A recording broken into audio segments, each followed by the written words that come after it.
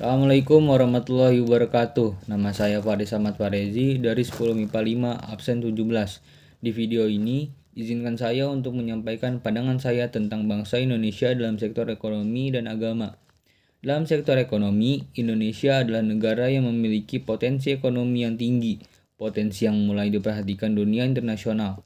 Indonesia memiliki ekonomi terbesar di Asia Tenggara dan memiliki sejumlah karakteristik yang menempatkan negara ini dalam posisi yang bagus untuk mengalami perkembangan ekonomi yang pesat.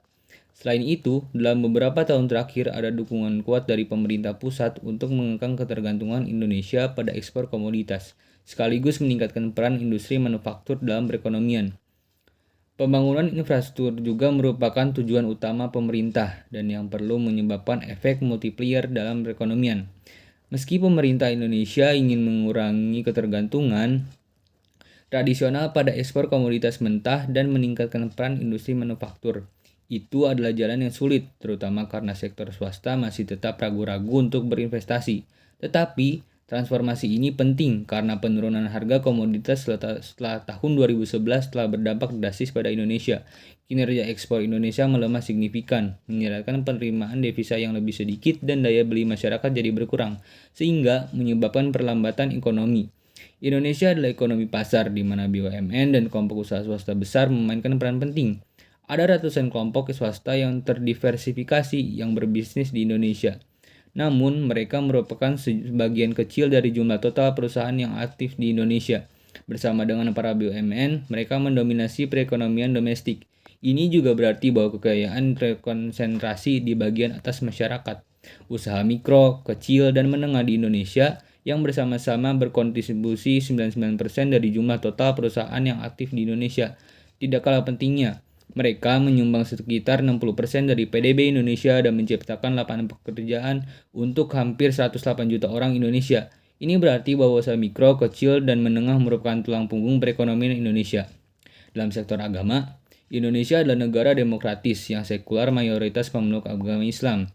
Konstitusi Indonesia menjamin kebebasan beragama kepada semua orang masing-masing menurut agama atau keyakinan sendiri. Konstitusi ini juga menetapkan bahwa negara Indonesia harus didasarkan pada keyakinan kepada ketuhanan yang Maha Esa. Kondisi tersebut juga merupakan prinsip pertama Pancasila, yaitu filosofi negara Indonesia yang dibeberkan Presiden Soekarno pada tahun 1945. Kedua kondisi ini tampaknya agak kontradiktif, namun Soekarno memecahkan permasalahan ini dengan hipotesa bahwa setiap agama pada dasarnya merupakan satu ketuhanan tertinggi.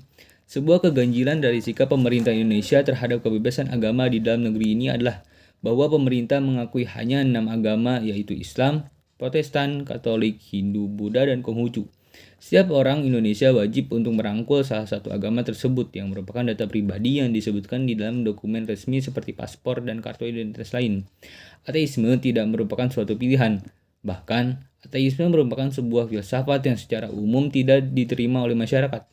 Dalam beberapa tahun terakhir, ini pernah terjadinya kasus orang Indonesia mengumumkan pandangan ateisme di media sosial yang kemudian berujung pada ancaman dari masyarakat setempat dan penangkapan oleh polisi atas dasar penghinaan Tuhan.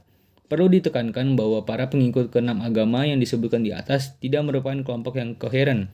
Perbedaan yang sama dapat ditemukan dalam keenam agama yang lain. Meskipun tidak diakui oleh pemerintah, masih tetap ada juga animisme di beberapa wilayah Indonesia.